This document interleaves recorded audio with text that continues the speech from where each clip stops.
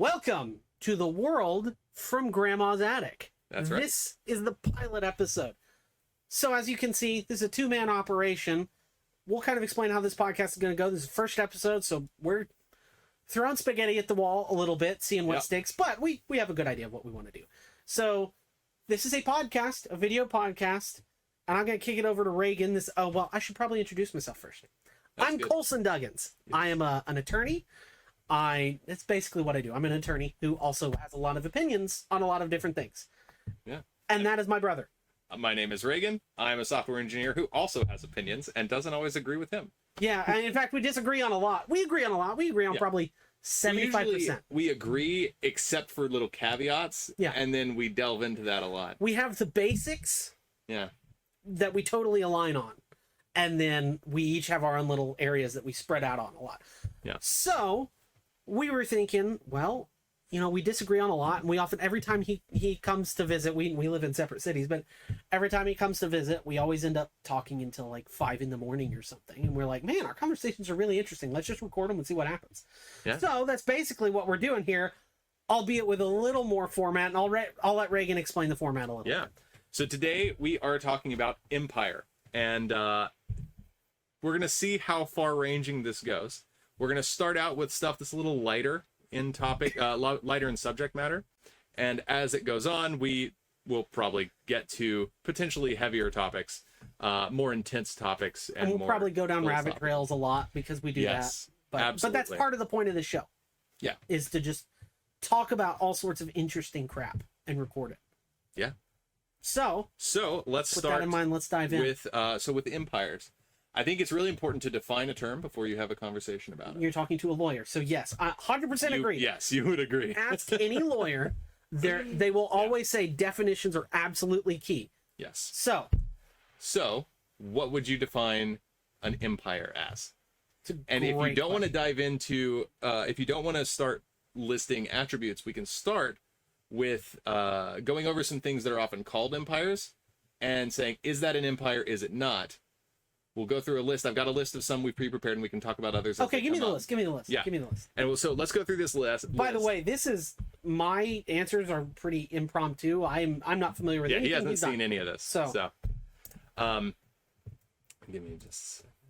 So if we're talking about empires, I guess the first thing I think of is something, an entity that exercises. Well, yeah, obviously you have to think of Rome. The first thing anyone thinks of is Rome, but it's an entity that has widespread dominance and control over a particular thing, whether it be territory, whether it be, you can have a business empire. That's what people talk about a lot, right? Yeah. So like the Rockefellers, they had their business empire because they had a business. John Rockefeller, he had his business, but he had all these ancillary businesses that kind of built up this. And so he just controlled a lot of the market. That would be an empire. Or you can think of modern day, like, big tech, obviously that is a business empire. Yeah, and that is on there too. But we'll get to that in a minute. So let's start with easy. Okay. The Empire from Star Wars. Well, yeah, that's key. That's obviously. It's not only is it a name, but it's also an entity that has dominion and control over most of the known galaxy. Exactly. So yes, we got that. Dominion and control is key for an empire. But I think another thing too is with an empire, it's kind of a second level of dominion and control. I was going to go there because my next question was actually, I was going to skip ahead a bit. One of my questions I have on here is, what is the difference between an empire and a kingdom? Yeah, so the emperor is the ruler of the king, basically. So, I mean, you can think of like the Holy Roman Empire. A whole bunch of tiny little kingdoms with an emperor ruling over all those tiny little kingdoms. So in the case of something like, let's say, Google, what are the kings? I guess in that sense, they just own so much of the market share. They've basically just absorbed the... Which means it's not about having sub-rulers necessarily. That's true. Which is an interesting thing we'll go to in a minute. So just keep that in mind. Okay. That's one reason we're doing this. But it's interesting. Yeah, okay. So, Star Wars Empire, hard yes. Yes. I mean, it has an emperor, so it's kind of hard to say no to that. Rome, I think we can agree, is an empire. Obviously. Yes. I forgot even to put the that Republic in here, was... You could argue the Republic was an empire, too. Although maybe perhaps part of the definition is centralized. That was another thing I was thinking of, is whether it has to be centralized to count as an empire. And how Although, centralized? well, yeah, Can an empire be ruled by a council?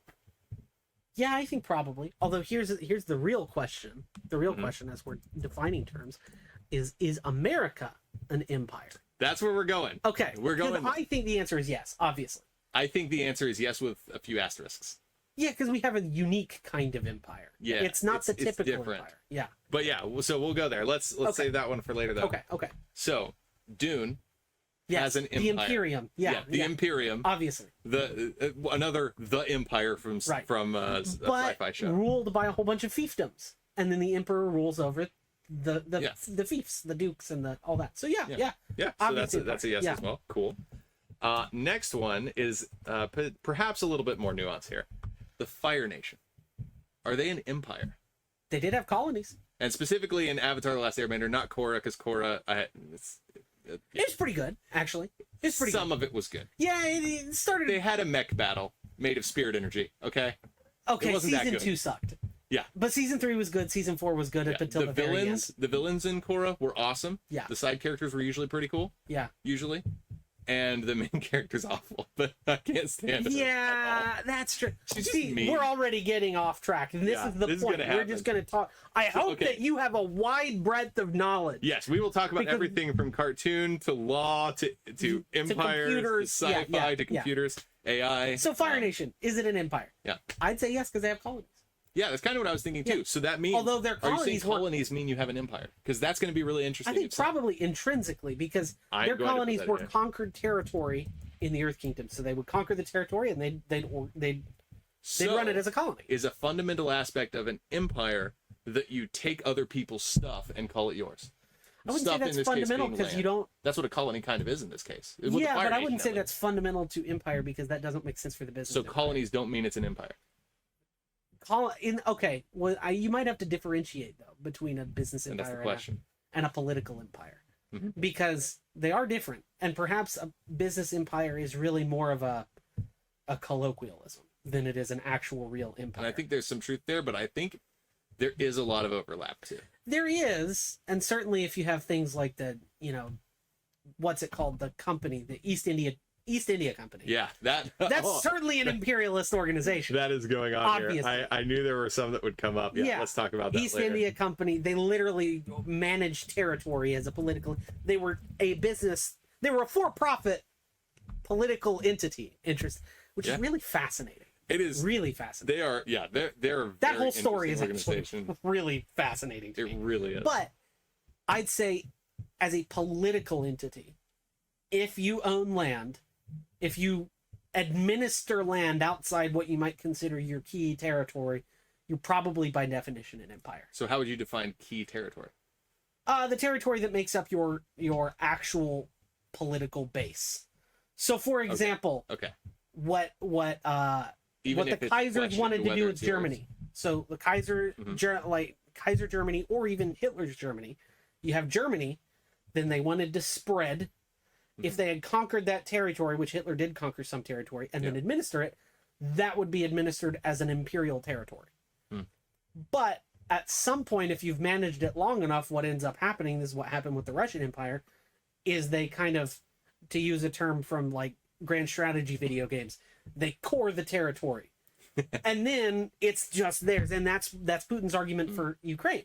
Putin's whole argument for Ukraine is, we cored it a long time ago, and that's our core, and we need it back. And Ukraine's like, no, we're not a core anymore, bro. And that's the whole debate. So who gets to decide whether they're a core or not?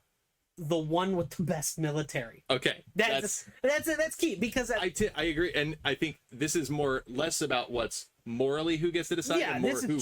This is actual. Yeah, this is actual. You got bigger guns, you get to decide if it's yours. Yeah, because the law of conquest is the law of the land, whether you like it or not. We can whine all day long about the way China treats people, but if China walked in here, beat our military, and took us over, our whining would be in vain, because the law of conquest is the law of the land. It doesn't matter if they have a moral right. If they have a big enough gun, they still get to tell you what to do. Exactly. Although in America, there might be a little bit of caveat there, because I feel like we're more likely to say no to guns than other countries tend to be. but that's We're more likely to say no to guns? What do like you mean? no to when if someone points a gun at us, we're more likely to punch them in the face anyway. Oh, well, yeah, that's true. But this is in feel this like that's, scenario, like, we what punch them in America the face and they punch back harder and they Yeah. No, I know. I just mean like I feel like there would be a lot of insurgency in America, Oh, yeah, I mean, especially in the South. and the this West. is why, FYI, this is why nobody will invade the United States. Certainly not At least in anytime our soon. lifetimes. Yeah, there's no way. Because not only is it just geographically You wouldn't be able to retain control. No, of there's anything. no way to. And you've got geographically, we've got the Appalachians in the east and the Rockies in the west. Yeah. How are you going to invade that? And then you've got, I mean, you could invade it from the south, I mean, the non-military immigrants are invading from the south. Yeah, and there are non-military invasions. Yes, and that's what's happening in the south right now. Yeah. Although a lot of them are also carrying over guns, so then that's another problem. But that's all. Yeah. but as far as like a sovereign country invading, Does that make Mexico an empire? no, because the drug lords, the cartels are the empire. That they are Mexico in my mind. Well, no, Mexico is the submissive state in the empire of drug cartel. Yeah. No, I know. There, When Mexico I say is Mexico, I mean the drug cartels. Yeah, Mexico is a vassal state of the drug cartels. That's what they are. That's exactly what they are.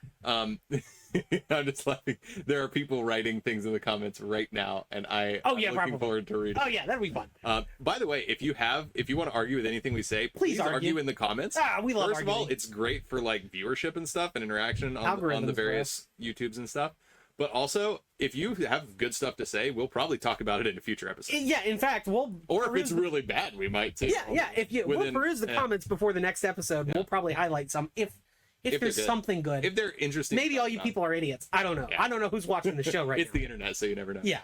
But Anyway. So Yes, drug cartels are hypothetically, purely hypothetically, if Mexico or the drug cartels or whatever you want to call them, if they sent a bunch of immigrants through the totally not open border, and they sent a large group of them, and they went and all lived in a particular section of, say, Cincinnati, Ohio. I'm just randomly That is imperialism. place.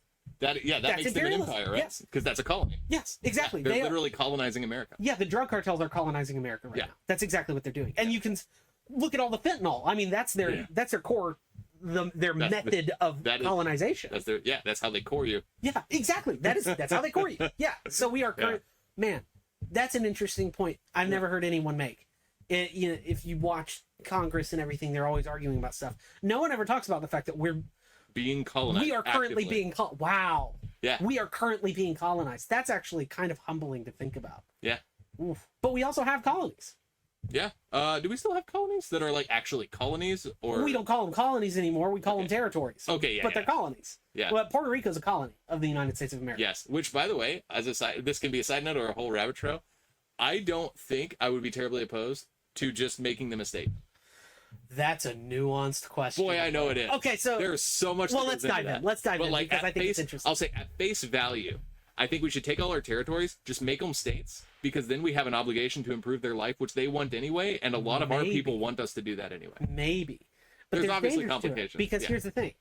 So first of all, Puerto Rico, that's a Spanish-speaking entity. Not that I hate Spanish people. I'll get to that in a minute. But but that does pose some coring complications. Yeah, because you need to share a language, which is you have to have some kind of unity, and so you have to share a language. Exactly. And that's you'd have to make the official language English before you. What if we said like you have to satisfy certain requirements in order to become a state? If you're you already have to.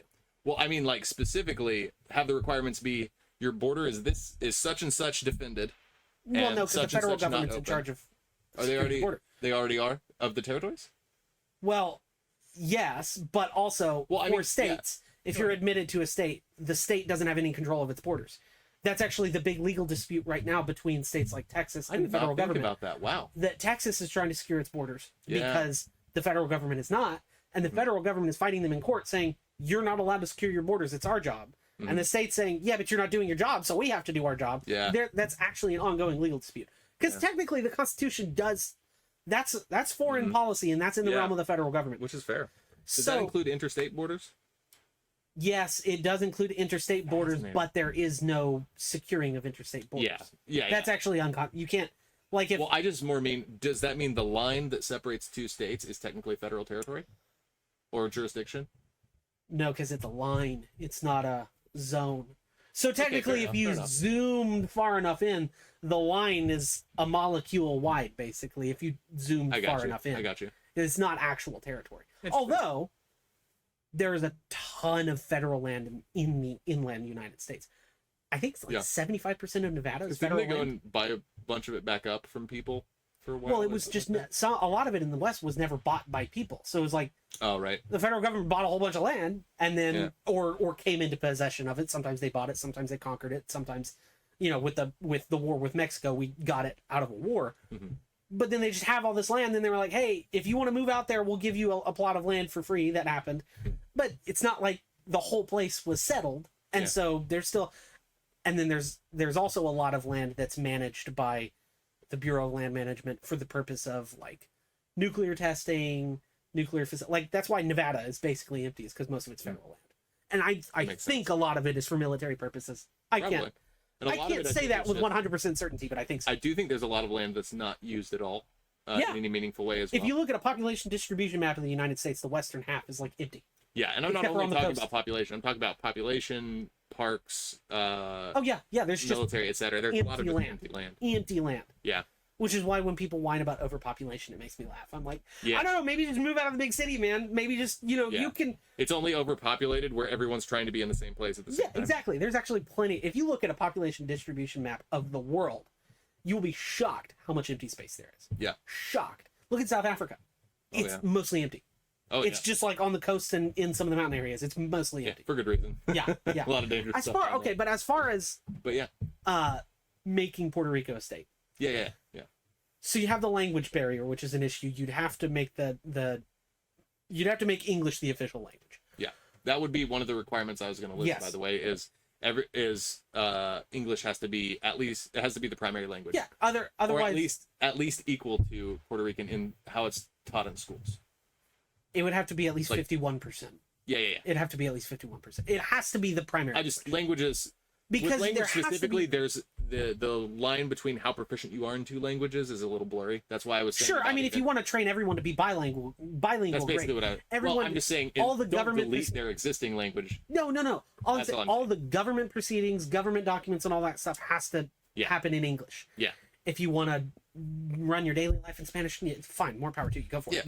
But the government has to operate in English because that's the only way you can 100%. Have a unified. Because otherwise, if it's not in English, I would argue it's not an American government. Agreed. Yeah. America is an English-speaking country. America is an English-speaking country. That's just the reality. Now, other issues with statehood, Puerto Rico has a crap ton of debt. And I believe, I'm not 100% confident of this, but I believe that in order for a state to become, or in order for a territory to become a state, the federal government has to take on that state's debt. I believe, or at least that state's foreign debt. That would make sense that they would become responsible for it. Yes. It's like if you buy a corporation, you're responsible for that corporation's debt. Right. Makes sense. And so that's a big issue. How much debt is it? Is it like more than or less than? We'll find out. Yeah. I want to compare it specifically to the amount we spend on military each year. Great question. Okay. Because I'll bet you our military spends like foreign orders of magnitude more than the debt of all of the territories put together. Don't get me wrong. I'm a fan of military spending. I think me too. Although are awesome and guns are really cool. But it's horribly. For me. It's really inefficient. It's I've heard it's less corrupt than pretty much any other military. I don't believe that. Oh, other than any other military. Yeah, it's like probably, but that's like I've heard the numbers I've heard. I don't know if this is true or not. The numbers I've heard are like the American government tends toward, or not government. The American military tends toward like 10 to 15% corruption index or something. Yeah, and then like Russia and China are like 25 to 50% or something like that. Sure, I believe that. Okay, so this is saying in 2020, Puerto Rico's total debt was about $70 billion, which was 68% of its GDP. Wow, that's rough. Yeah, so that's gonna have to be. You're gonna have to figure out. I mean, honestly, just take the taxes from just Elon Musk that you're already taking. No, you'll pay that debt off in a few years. No, or just from Amazon. Elon Musk doesn't even pay $1 billion in taxes every year. There's no way. Okay, well, in Amazon then, Amazon, Google, all those big companies. How much is the payroll tax of Amazon? Average payroll tax paid by Amazon every year. Let's find out. Amazon Okay, well, the first People who don't headline like is, Amazon are like, they avoid this much taxes. It's okay, like, that's 'cause Amazon taxes are annual stupid. income taxes in 2021 were 4.79 billion. Yeah. So literally take the taxes that are coming from just Amazon by itself for 3 years, put them toward there. You're basically paid off the debt. I mean, it's 4 more than billion? 3 years. 60 billion. That's more than 3 years. I know. I'm exaggerating. It's like 30 years. But if you add on, No. if you take 15 years. 1 year, use the snowball method of debt payment. 1 year. Oh, don't take get me the wrong. Taxes. Yes, I'm just saying, yes. it would not take long. Although it'd be much easier to just look at, for example, military spending. You were just talking about military spending. Yeah. The problem with military spending, I am willing to spend with my tax dollars as much money as it takes to have a military that is leaps and bounds ahead of everybody else. However, right now we do that, and also a lot more. Yeah. That is not related to military readiness. And that's the part. Like having all the DEI officers and all the HR this and that. Yeah. There's so much waste in military spending right now. I guarantee you could probably save like at least 5 billion. Oh, easy. Just by looking at the military budget and cutting out the fat. Yeah. So yeah, you can manage that situation. You can figure out how to pay off the debt of Puerto Rico. Mm-hmm. Here's the real practical concern. Okay. This is the real politics. I think I know where you're going with this. For context, both of us are pretty conservative guys. As you've probably Him more noticed. than me. In that I'm more likely to listen to someone who's very, very liberal. No, I listen to plenty of libs. Well, I mean, I don't mean like look them up on podcasts and stuff. I mean, like if I was talking to someone and they're like a crazy, crazy liberal. No, I'll listen to them. I find it fun. Okay, Yeah. okay. I listen to them and I don't start out being like, oh, you're like that. I don't start out. I just often end up that way. Okay, I feel like I am more likely to not. He's make probably fun. a little bit more open-minded. I'm a little more open-minded. Yeah, he probably. And I don't like associating directly with any political party. But I just see it as it's natural. My views tend to align with conservative stuff. Right. Anyway, that's our I political. value families. Yes. That's yes. basically what Oh it amounts dang! to. That wow. Okay. I think families are important. But anyway. So, that's the context for what I'm about to say. If you're a Republican, this is going to matter to you. If you're a Democrat, this is going to matter to you. Yeah. If you're a Democrat, you're going to want to make Puerto Rico a state because it's going to instantly give you 2 more senators. Puerto Rico is very Democrat. Very Democrat. You will instantly get 2 more Democratic senators. Are they socialist right now? No, they're not. They're governed by United States federal law. Well, yeah, but what does their local government look like? Do they have to be like shaped like a state, basically, government-wise? How much control do they have? They have a good bit of autonomy, but I do think they have to operate in a Republican fashion, a small R Republican. They have fashion. to have a republic. Yes, and just for example, they are like if you have a dispute in Puerto Rico and you go to court, it's United States federal courts. That's the federal circuit. There's 11 circuits. There's also the federal circuit, which administers DC and the territories. So it's United States federal law that governs them. Mm-hmm. So anyway, you will have 2 Democrats in the Senate immediately. They're very Democratic over there. And that would unbalance things. Yes, super unbalanced things. That's why they also want to make DC a state. Same thing. DC is the most radically left place in the entire country. DC is, I think, the one place that should never become a state, just for the simple fact that I don't think that the place that is the core of power should be also voting on where that power goes. Explain that makes it like explain that to me is kind of like making the king a member of parliament. It's just like that kind of defeats the purpose of parliament. Well, except for that DC, the people who live there are not the king. Also, no one's supposed to live there. That's the real argument. Like that's kind of the real argument. argument. It's like you're not even supposed to live there. People live there because they're power hungry. Well, Well, it's not just that. It's not that simple. People moved there because anytime a city builds up, people are gonna start living there. Yeah. The founders never really intended for a real city to build up there. It wasn't supposed to be a state. Yeah, it was supposed to be a district, and then you have your government in the district, and then you live outside of the district. Yeah. But that's not how things run. And so, if you're a citizen of DC, mm-hmm. you do have a decent argument here, which is we are taxed without representation. And that hits home for us Americans because that was the slogan for the revolution. They knew that before they moved there. They should have. the original people, but most of them are like 5th generation at this point because they're all very poor and they don't have enough money to move out. Well, they're not poor. DC is very poor.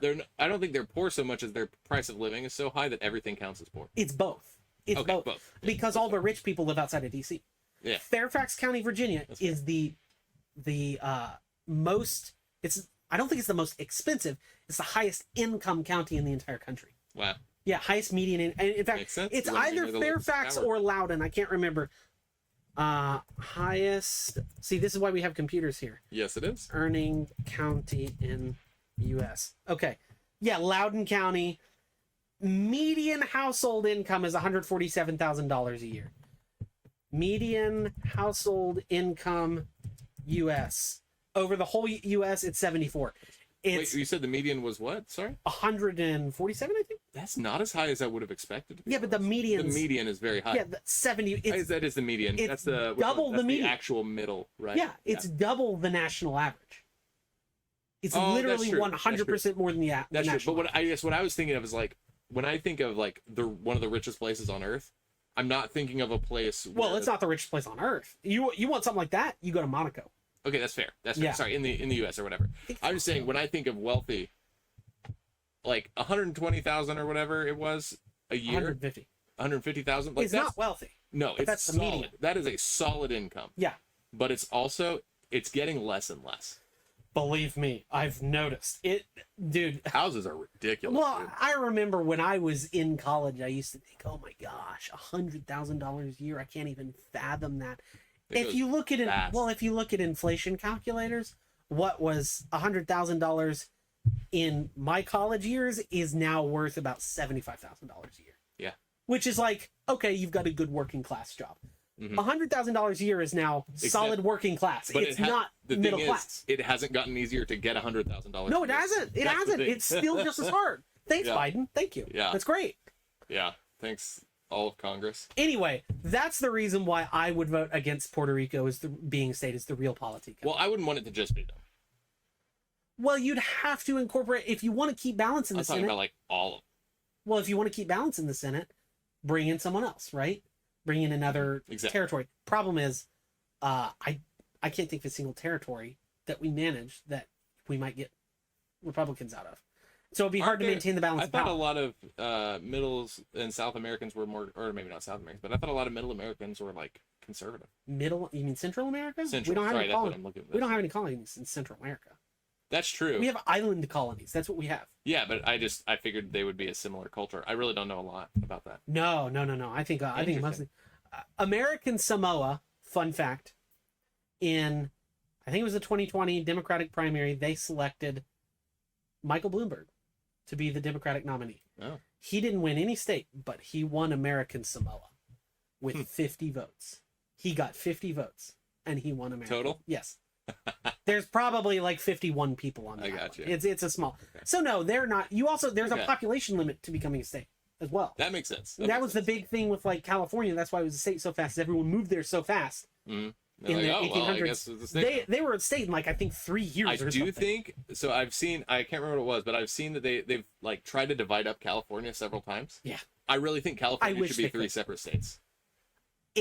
If there were any real justice in this world, if you talk about actual political representation, because that's the whole thing with DC is we're not represented. If you want to apply that same logic to California, no one in California gets a vote. Yeah, no. If you want to apply that same logic to California, cut off Northern California. Yeah. Embrace the Greater Idaho Project. I'm sure you've seen that, right? I think that's the one I was thinking of. Yeah, because it's Northern California and and Eastern Oregon and Eastern Washington. Yeah. All a part of Idaho. I would be a huge supporter of the Greater Idaho Project. It's never going to happen. No. Because there's no way. Too much power in that one spot. There's no way that any of those governments over there are going to give up that much tax money. Yeah. Because that's a significant population in that area. It's not nearly as huge as... Okay, go for it. How do you feel about the hypothetical of just turning California into a separate country? Okay. Reverse annexing California. Reverse and I like that. I love it culturally. economically, it's also obviously got issues, and politically, it's obvious got. I mean, got issues. okay, so if we're talking pure hypothetical here, as in we don't have to worry about pragmatic realities, I'm 100% supportive of it. First of all, they of all places could probably manage to be on their own. Yeah. Although at the same time they do. There's our bird friend, by the way. If you hear. Yeah, there's a bird who lives like, on the roof or something. Like I said, we're in an attic. There's a bird up here. It's a real attic. I think they might take too much in federal money. Maybe they're too dependent on federal money. So maybe if they became their own country, their economy would crash. But that would be honestly good because they would have to. It would be like the only way for it to improve. It's it'd be like saying that's like saying for me to treat your spear to the stomach, I have to cut you open to remove the spear. Yes, and they would have to have that. They'd have to have that moment. Yeah. So I would support it. Just although I'd be willing to suffer the consequences. I think. Although no. There's a big grand strategy problem with that. We have enemies on our border. Yeah, we can't trust them to stay aligned with us. Yeah. There's no way we could, especially the way Governor Newsom treated Xi Jinping. I'm sure you saw that. Yes. Oh my gosh. We can't trust them not to become a vassal state of China. And if they became a vassal state of China, China now has a beachhead on the continent that we're on. So actually, never mind. Yeah, never mind. That ruins it, doesn't Grand strategy is okay. That ruins it. The grand strategy ruins it. Culturally, though, I like the idea. Yeah. But also, I mean, is that too unfair? Like, shouldn't we be able to live with people who disagree with us? Yes. Fair point. I think it's more an issue of they're not willing to live with us, to be honest. Well, and I'm not talking about everybody in California. It's mostly like the ones. It's LA and San Francisco. Yeah. And in Sacramento. Yeah. And some parts of San Diego. Yeah. Basically, the big cities in California. Just the giant cities. And you go to rural California, there are more Republicans in the state of California than any other state in the country. But just on raw level. Yeah. But it's just there's also so many other people that the Democrats outweigh the Republicans. Yeah. I think it might be a margin of 2-1 actually. But there's a ton of Republicans in the more rural areas. What if we demoted California to a territory? Not that it'll ever happen. Okay. So it would never happen, but it's a nice idea. It's a nice idea. Yeah. Because then they'd be a colony. They wouldn't have voting representation in Congress. Okay, but then that leads to the bigger question, which is a lot of people have a big problem with the way we treat, for example, Puerto Rico, which is our only significant colonial holding at this point.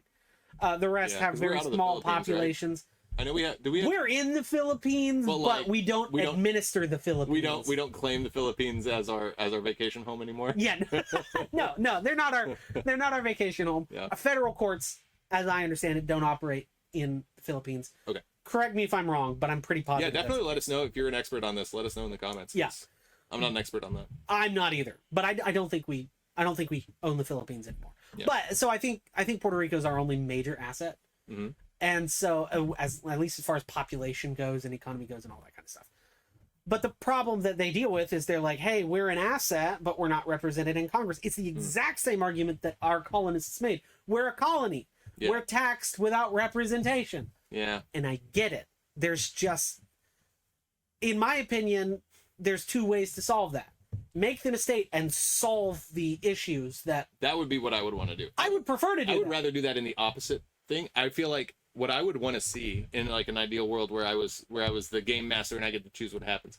What I would want to see is I would want to see us take a real interest in improving the lives of people in Puerto Rico. Be like, you're a territory. That means we are going to treat you really, really well. We're going to make your lives better. Give them the Japan treatment. Essentially, give them Japan. Which, by the way, Japan was a colonial holding for a while. Yeah, mostly because we wanted to make sure they didn't attack us again. Yeah, but that's legit. That's a form of colonialism that's wonderful, and I totally support. And colonialism is not all bad. No, it's not intrinsically bad. Yeah, it's not intrinsically bad. It's what you do with it that counts. Like, it's exactly. Like I was talking to a good friend of ours on Thursday. He was in the army. Is in the army. He was stationed in Germany and basically spent the entire time in Germany. You know what I'm talking about. Mm-hmm. Spent the entire time in Germany. Like every time he'd get a 4-day weekend, which apparently the way they do it in the army, you get a 4-day weekend once a month.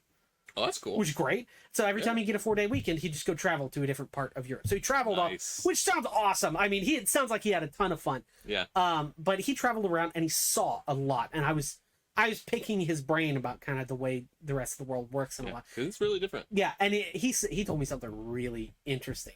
He said, the French people are always getting onto America, the French lefties specifically, always getting onto America about our colonialism and our how evil we are and everything. He's like, dude, you have no idea what these people do in the Congo with their lithium mines. So France, apparently the French government owns, or at least administers in some capacity, a whole bunch of lithium mines, and I think didn't realize anyone but China owned those. No, apparently the French are heavily involved in the lithium mines. Okay. And he said he was, every time some French person would start talking about America, he'd be like, dude, Congo, bro, like you are not the person to be talking about here. So I think that's obviously, because that's a colonial project of France. Yeah, that's they're it's an OG colony. It is an OG colony. Actually, I think the Congo was originally a Dutch colony, I think.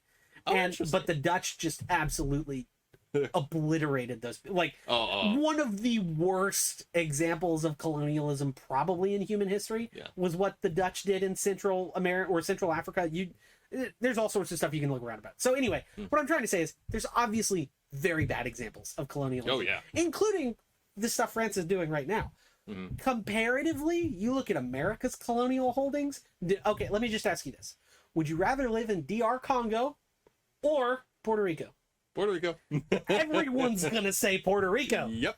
You may not be able to have voting representation in Congress, but you're also not going to be conscripted into a lithium mine for like 2 cents a week. Yeah. So, that's why I think I'm fine with the American style of colonialism. I like the American style. The modern American style. Modern American style. Because we've done some things. We've done, okay, yes. We've definitely done some things. The modern post-World War II American style of colonialism. I'm fine with. Because that's exactly what we did with Japan. I think it's getting better over time, too. It is. Because I feel like after World War II, after we weren't fighting, like, world-ending threats to all that is good and wonderful in the world, after that, I feel like, in a lot of ways, we've had more time and energy to put into improving ourselves as people. Yeah. And as a corporate person of the United States. And we've done that in good ways and some horrible ways. Well, that's the thing. I feel like, and this is, in my opinion, I agree with Tolkien in that evil can't make anything. It can only twist what's good. Yes. And I think a lot of the issues we're seeing in America are really, they're not so much issues as they are a twisting of goodness. And that's exactly. And in a lot of the case, it's what happens when you take the Judeo-Christian belief system and remove God. Yes. Yeah, that's exactly what happens. What you end up with is hollow altruism. Yeah. That is altruism for the purpose of being able to say you helped somebody, rather than for the purpose of actually helping them. Yeah, exactly. And what that does is that you become an abusive parent, essentially. Abusive parent. That's actually a good analogy. That's a good analogy of especially what we do in a lot of places. But when it comes to the colonialism, post World War II, post Cold War, Japan and South Korea are the poster children of what American colonialism can be. Yeah. Because here's what and then the flip side of that is Afghanistan. And all that the Middle East in general too. Yeah, I think specifically Afghanistan. Okay. So what we did in Japan is we blew them up. Which okay, one note on that. They gave us no choice. It was that. It was literally because, and a lot of people don't know this, which is why I want to still reiterate this. A lot of people don't realize if the nukes had not been invented, the next stage of that war was a full-scale land invasion of the island chain that is Japan. They had an armed population. They were spreading books among the population that were telling children how to fight soldiers. Yes. Think about that. Ooh, there's thunder out there. There would be no Japanese people left. No, we would have had to exterminate. We literally would have had to kill every man, woman, and child. Yeah. Because which is awful. They had an armed populace. It's basically who was willing to fight to death. Which is exactly what people would suffer if they invaded America. An armed populace willing to fight to the death. Yeah. At least in the South. But for us, we're fighting for freedom. Yeah, exactly. At least in the South. They were fighting for their emperor. Yeah. Yeah. And well, they also thought we were like devils or something. Yes, they did. So, but propaganda is really effective. And I don't know if you know this, but there's been hot debate on the internet lately about the dropping the A-bomb and whether it was worthwhile. Yeah. Because I think it's the least worst option we had. Yes. We had only bad options. Yes. The reason it came up. It's like there's a crazy guy who is flailing at you with a knife. You've got two options. You can punch him in the face so hard that he's out cold and goes to the hospital. Or you can shoot him. You can try very hard to slowly wrestle him to the ground without getting stabbed, maybe if you're lucky, and try to hold him there until the cops get there. Except in this case, there weren't any cops. Yeah. Because it's no one else in coming. battle. Yeah. There's no one else coming. So you just have to slowly like jujitsu him down without knowing jujitsu. Like there's no option. There is no. The reason this came up is because Tucker Carlson was on Joe Rogan, and they were talking about it. And Tucker Carlson, both very interesting people. Yes, and look, on the note of Tucker Carlson, there's been a lot of debate. He's an interesting fellow. Well, there's been a lot of debate on him, and I've never heard anyone say this, so I'm just going to go ahead and say it right now. The debate on him, I think most people are getting it wrong. I think what you just need to understand, if you're a conservative out there, and this might ruffle some feathers, but just hear me out. Tucker Carlson's kind of a lib. He's not a traditional conservative. Wasn't he like actually a liberal, but then the liberals got too crazy for him, so he started. I don't know if I say that. Don't destroy the families. I don't think that's how he would define himself. Okay. The only way I've ever seen him define himself, I listened to an interview with him. Wasn't he on like CNN or something? Yeah, but that was back in the day when everyone just circulated the news agencies. I saw an interview. I think Glenn Beck interviewed him, and he said basically, I don't really identify as having a political ideology. I'm just a really curious person who just wants to. That's the vibe I get from him. Yeah, and I can respect that, but you just have to understand. Some people think that everything that comes out of Tucker Carlson's mouth is conservative orthodoxy. And that's not true. Yeah, no, he has some conservative opinions. He does, obviously. Yeah. He also has some opinions that are kind of lib. And the whole there's kind of a new wave of pacifism that's coming up on the right, led by people like Tucker Carlson. I think that has its roots in wokeness, personally. I agree. It's kind of lib. Being a pacifist is kind of lib because it's ideological. Farther than that. I think it's not ideological. It's idealistic is what I was trying to say. Yeah. Pacifism is idealistic. Yeah, and I think I feel like it has a similar feel to when that thing that people of our parents' generation tend to do, where they're like, oh well, you have to make sure you don't hurt their feelings. That sensation, I think turned up to 11 is basically what the current pacifism thing is. It's like, well, but they're pacifist not because it's wrong to hurt people, but because pain is bad. And pain must be avoided at all costs. And if you cause pain ever, you're bad. I don't think that's it. That's what it seems like to me. I don't think that's it on the right. I think what's on the right, that may be on the left pacifist. That's possible. On the right, I think the pacifistic instinct is based on moral purism, which it's a theory that doesn't work in real life. The moral purism, yeah, yes, which doesn't freaking work. No, it doesn't in the real world. Because what people like Tucker Carlson, or you'll hear this from Candace Owens, you'll hear this from a few more people, what they'll say is, basically, they'll say it in more words than this. Basically what they're saying is, yeah, but killing people is super bad, though. And I'm like, yeah, but it's also just kind of a necessary evil sometimes. Well, see, I would actually, I think that's a really interesting statement, so I want to dissect that for a minute. Take the statement, killing people is bad, though. We're obviously, that's a paraphrase. And we're not literally quoting them. Yeah, and we're paraphrasing them. We're flattening it. There's obviously more nuance to their opinion. And I suspect a lot of what I'm about to say would not particularly irk the people that we're talking about. Maybe not. We'll see. I don't know. But if we take the idea that killing people is bad, period, end of sentence. Yeah. Which it is. At face value, yeah, sure, killing is bad. Okay, we all agree. Value is the key. That's exactly. Because human life has value intrinsically. Yes. And we're both Christian. We believe that God created us in His image, and that also imbues us with value intrinsically. Yes. No matter where you are in the world, no matter where you are, or what you believe, you could believe totally radical, crazy things. There's an interesting scene in the movie Fury, which came out in like 2012, World War II movie. Shia LaBeouf, he's a Christian character, and someone asked him, "Oh yeah, well, like, you know, would God forgive Hitler?" You know, kind of one of those like Reddit tier atheists, and he was like, "Yeah, if he actually repented, yeah." And that's what we believe. Yeah, that's actually Christianity. Where my personal belief on a lot of this stuff is, if I was to encounter Hitler, my gun would be out in an instant. Like, I'd have my gun out. But if he truly repented, I'd be like, "Oh, you'd put your gun away. Hey, bro, welcome. It's good to have you on our team. We need to talk about some things. It's good to have you on our team. Stop killing people now. You can live the rest of your life in prison because we still have to have justice. Yeah. Maybe, in fact, you deserve the death penalty. I think death penalty would be very appropriate. But if he truly repented, we'll do it through the justice system. Yeah. That's the thing. If he was truly repentant, he'd be like, "Yeah, no, I shouldn't have done that. I deserve to die." Now, granted, I think some people just sell their souls to demons and they'll never repent. And I think Hitler was one. Have you heard of butt naked? I've heard of being butt Okay, naked. no. This is actually a crazy story. There's a guy, he was an African warlord, and he was called butt naked because he ran into combat in modern day with guns. He went into combat butt naked.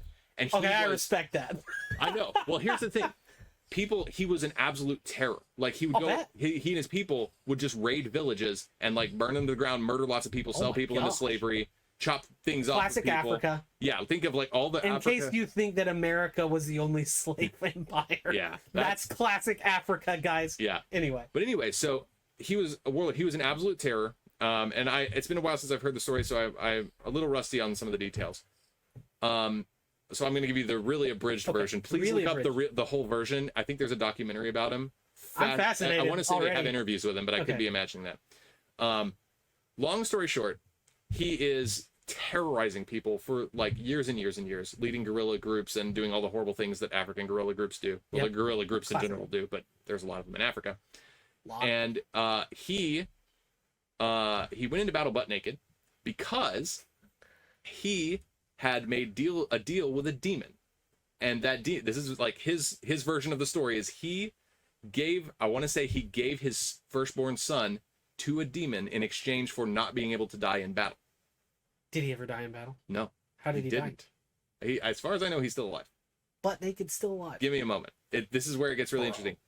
So that was the thing. So he would literally I think the kind of stuff he would do is like he would go into battle butt naked, kill people, and then like rip out their heart and eat it. Okay, so like, that sounds like someone who sold his soul. I know, and he would he enjoyed it and stuff too. Of course he did. Everything horrible from any movie villain you've ever seen, he lived that out and worse. Man, why don't they make a movie about that? It would honestly be really, really that's terrible. Very interesting movie.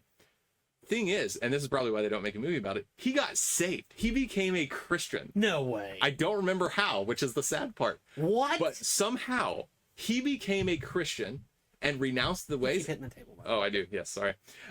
He became a Christian, renounced his old ways, and he goes around now preaching. I kid you not. Dude. At least last night. Maybe he's died of old age by now. I don't know. Listen. But literally, the Lord Jesus can come after anyone, man. I know. Anyone. Stories like that are why I'm like, maybe Hitler could have been saved in the right situation. Okay, that's fair. Because this guy was literally eating people's hearts. Yeah, sometimes I think, okay, maybe you can sell your soul to a demon such that there is no hope for you. I guess I underestimated God. As long as you breathe, there is hope. Wow. That is my firm belief. That is amazing. Yeah, it's crazy. Wow. And that's why I'm very reluctant to say, like, oh, there's no hope for this person. Is because people like Butt Naked exist. Good point. Good point. So he doesn't go by that name anymore. I wish I could remember his real name. Feel free to fact check me in the comments too. I know that at least 99% of what I said is true. Okay. I might have gotten some little details. So you are making this point about the intrinsic value of humans as it relates to war. Oh yes. What were we talking about again? We were talking about how pacifism doesn't work. Yes. By the way, C.S. Lewis wrote a wonderful essay on. Did he? It's called "Why I'm Not a Pacifist." It's a fantastic essay. You should read it. I think you can listen to it on audio on YouTube for it's like 30 minutes. Anyway. Yeah, no, that'd be really good. Let's see. So we were talking about why the way of the leaf doesn't work. Why pacifism doesn't work. Fun. If you know what that's from in the comments, you get extra points. I don't know what those points will amount to yet. Oh, this will come up on the quiz too. There are some places. There is a quiz, sort of. There. We are going to be mentioning some people from them later if we get to that part of the quiz. Okay. So, let's see. I don't remember exactly what it was I was saying, but basically we're talking about Tucker Carlson's pacifism. Yes. Which he probably, to be fair, he probably would not call himself a pacifist. But I think I think his opposition against dropping the A-bomb is intrinsically it stems from a pacifistic ideology. Basically what he's saying is you should never ever ever kill civilians ever. I like that thought. The problem is war is hell and civilians always die. You can't escape it. I don't find that a compelling moral argument. I think there's a lot of it's not a moral argument. It's a real I think there is a moral argument here. It's do we kill a whole bunch of civilians right now to end the war? Period. Oh, I agree with you there. Or do we kill all the civilians one by one in a systematic execution of all Japanese people? And those that's are the my only problem. Two options left to us. That's my problem with the Tucker Carlson take. There was no third option. Like, does he have something he suggests instead, or does he just say? I only saw a clip, so I don't know. That's fair. So he could have suggested something else. Yeah, we should. But my point is, those were the only two options. I think I remember him basically saying, I don't believe that Japan wouldn't have surrendered without the atom bomb or something. And I'm like, oh, then he needs to learn about Japanese. there's so much evidence for the. We dropped one bomb and they still didn't surrender. Yeah, it took two. We erased one of their cities from the map, yes. and they're like, oh yeah, and then we did it Bet again. You don't have another one. And then we did. And then we did it again, and they're like, oh yeah. Oh, and then half of the War Department was like, yeah, we're still fighting, guys. Literally, half of them were like, no, we still got this. And the other half were like, guys, that was a big bomb. And they had another one. Yeah. They probably have more. Which maybe we should stop so we still have people left. Yeah. So, anyway, I say all that to say, dropping the A-bomb, totally morally justified. You know what wasn't? I wouldn't go that far. In the circumstance. I think it was required by the situation and there weren't other options. Which means it's morally justified. I don't think so. I think sometimes you can end up in a situation where no matter what you do, you are morally wrong. And I think a lot of time in that case, the solution, I don't think the solution is always immediate. I think if you want the morally right decision, sometimes you have to start that decision 10, 20, 30 years in advance. Okay, I see your point. So what you're saying is they had already reached a point where there were no good options, and so you have to pick the least bad option. I agree with that. Now, flipping that around, he also referenced the firebombing of Tokyo. That's not just. I think that was horrible. I think that was horrible. And the firebombing of Helen, not Helen's, Georgia. What is that town in Germany? That town that we just Dresden. Firebombing in Dresden. Yeah. I don't think that was justified. That's what Harry Dresden's named after, by the way. Really? Yeah, he's named after that because the guy who was naming him, Jim Butcher, was like, okay, he likes fire and explosives. Dresden. Like literally. Wow, okay. Yeah. Anyway, fun fact. By the way, fun fact, that's a great book series, the Dresden It is Files. very mature in content. Yes. Not good for kids, but if you like really good stories and really good characters and really dark, three-dimensional fantasy. Yes, dark gritty then fantasy. It is that takes place in Chicago. It's great. Oh, so good. Wonderful book series. Anyway, that firebombing of Dresden I don't think was justified. Yeah, so we can make these moral distinctions, and I think the pacifist right, and I use air quotes because I don't think they're totally pacifist. Yeah, I think all of them would say if America's attacked, we have a right to defend ourselves. Like to dream that it's possible to be pacifist, and they are trying at least to act in on most that dream. situations. Yeah, but and the problem with that is I don't think they do enough. I don't think you have to. And this pacifism is not a passive thing. No, it's not. It is a very active. And all you're doing is just moving your defense to someone else. You're just saying, okay, someone else defend. That's how it works out in real life. Yeah, exactly. Is you're saying I need other people to defend me. Yes. So, but I think the point I'm trying to make is I think the people who generally subscribe to those types of theories are unwilling to face the reality that in politics, very frequently, politics both in foreign policy and domestic policy, you have two bad options and you have to pick the least bad. Yeah. There are so many situations where there's no good option. Look at Israel right now. Yeah. There's no good option. There's no good option in Israel. Along with their hostages, or let the terrorists beat you up. Yes, there are no good options. Now, granted, last I checked, Israel's enemy combatant to civilian death ratio was the best in recorded history since we've been That's the thing. That. No one gives Israel credit for the amount of effort they take to try to not kill. They bend over backwards not to kill civilians. Yeah. And then Hamas is like, yeah, but we're going to literally hold them right in front of the gun. Literally, like if an Israeli aimed at a Hamas guy and fired, the Hamas guy would grab like a baby, hold him up, block the bullet, and go, look how evil Israel is. They might as well put duct tape on the baby and wear him as a shield. That's basically what they're doing. And then they say Israel's evil and they go burn people alive. Yeah. It's like, okay. It's ridiculous. Anyway. But Israel's in a situation where there are no good options. Yeah. And so the people who are outraged at Israel, they can say true things but end up with false conclusions. Yeah. They can say a whole bunch of civilians are dying and that's bad. I mean, and objectively that's true. It is bad that a whole bunch of civilians are dying. It's also Hamas's fault. Yeah, that's the thing. Like, it is their fault. If you want civilians to stop dying, maybe have the terrorists stop taking them hostage. Exactly. Now, and the fact that Israel's bending over backwards. You could make an argument if they weren't bending over backwards. You could make the argument that they should, but they already are. And don't get me wrong. If I was one of those hostages, I would absolutely not want to be blown up. Agreed. But if I also be blown up or stay hostage to Hamas and probably be burned alive later or something like that, I might choose being blown up. And when you have a situation where your only choices are let the terrorists go so that they can plan another attack against you. So they can literally just do it again. Yeah. Or go in and kill them with some collateral damage. Both of those situations Trying to minimize the collateral damage. You have to minimize it. Both of those situations are awful. Yeah. but you have to pick the least bad. That's something that a lot of people in politics don't understand. Politics is about picking the least bad option. Yeah. It's most of the time not a matter of here's a great thing we can do and here's a terrible thing we can do. It's like that's why Winston Churchill famously said democracy is the worst form of government ever devised, except for all the others. Yeah. That's basically the bottom line when it comes to politics. Yeah. All of your situations suck. Just figure out the one that sucks the least. That makes me think of a hot take. So okay. I want to know what you think of this hot take that came across my mind the other day, and I haven't thought about it too much in depth because I wanted to bring it up with you. Okay. So the hot take is... FYI, I'm texting your wife because your phone is dead. Oh, thank you. Yes, I need to let her know I'm okay. Yeah. He is... FYI, Tori, if you watch this at some point, he is alive. I'm good. But the hot take is that government is intrinsically evil, but there's no way around it because it's less evil than the alternative. Is it intrinsically evil, though? I think it is, with the one exception. So. I think the only way to have a good government is if God is directly ruling. But is that just gradations of goodness, or is that the only good form? So, like, obviously, if God were directly ruling us, that would be the ideal. We're not Catholic, so no, the Pope doesn't count. Yes. Just throwing that out there. Yes.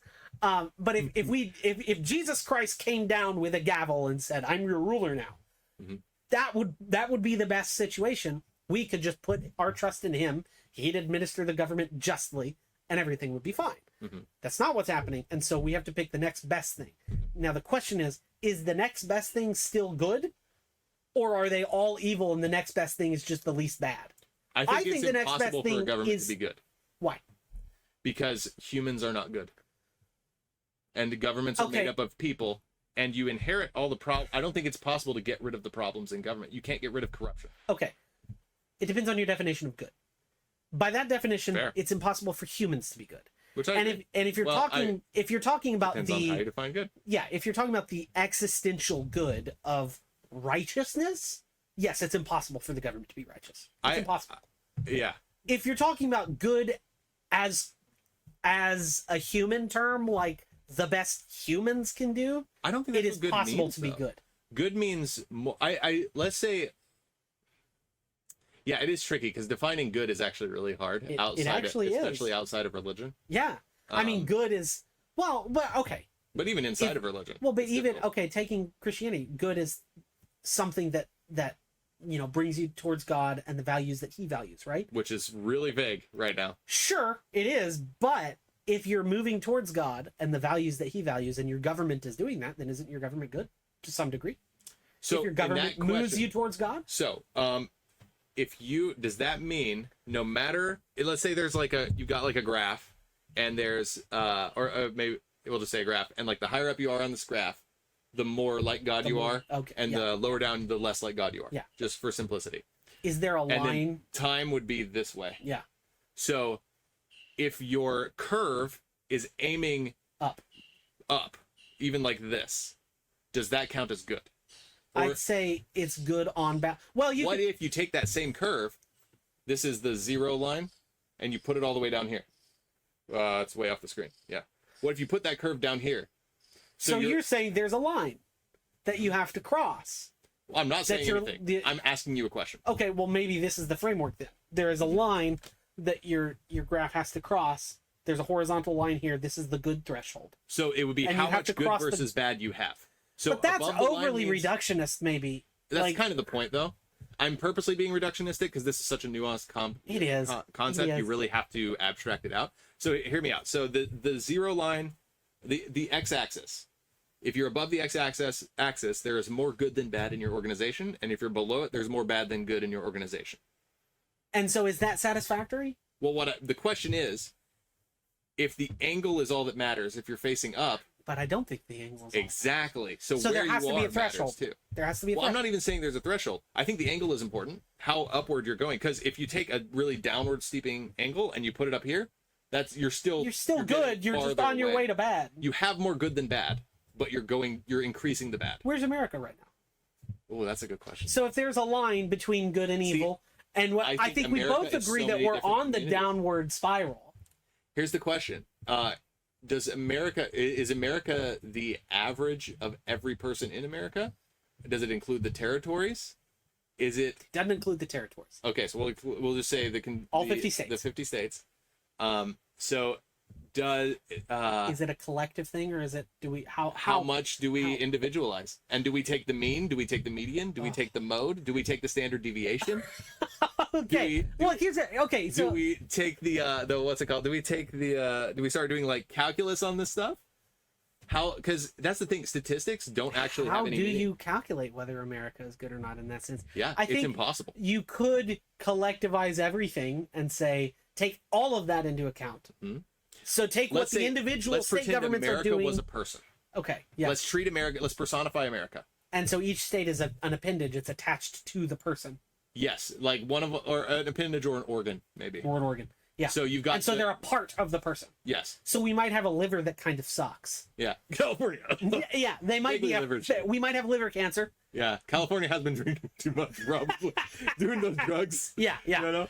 But we might have a really strong heart. Yeah. You know. Okay. So if we take that perspective of America, I'd say America's still good. I think so too. But we're on the downward spiral. I think for the past 200 years or so, over the past 200 years or so, I think since America was birthed, I think America was set up, was very, very in shape, really healthy, definitely not perfectly healthy. Yeah. But for a country, I think America was very, very healthy for a long time, and we're still riding on the good health that was built by other people. And now we're lazy. That's bad. People are lazy and want to just ride on that the whole time, and so no more is being put in. Yeah. And also, if you say the federal government is the brain, we have brain cancer. Yeah, that's the truth. And that's a problem. I think we might need a brain transplant. Yeah, that's a big problem. Because here's the thing. This is actually a little bit of a hobby horse of mine, okay? I'm going to go off on a little tangent. You hear all the time, and I'm an attorney, so I have a vested interest in what I'm about to say. You hear all the time, our justice system is totally corrupt. It's totally gone, blah, blah, blah, blah, blah. No, it's not. And I'll tell you why. We don't have a justice system. We have 51 justice systems. Yeah. Each state has its own system, and then there's the federal system. What people talk about when they say the justice system is corrupt is they're saying the federal system is corrupt. And also probably that state over there is corrupt too. Yeah, there's definitely... There are many systems in America that are corrupt, but all of them put together, it totally depends on where you live. Totally depends on where. So, for example, if you live in California, you've got a corrupt justice system. Sorry, buddy. You're you like got the two feds. Steps above China. You got the feds, and you got California, who's basically the feds 2.0. No, they're basically China 3.0. Yeah, actually. You know. So you've got a horrible mess going on. Yeah. But if you live in Tennessee, like I do, guess what? You're pretty good. I am familiar with basically every judge on the bench in Hamilton County, at least as far as I've appeared in front of them. They're all good judges. All of them. I can't think of a single judge in Hamilton County that I'd be like, oh man, this is some corrupt No, the Hamilton County justice system isn't corrupt at all.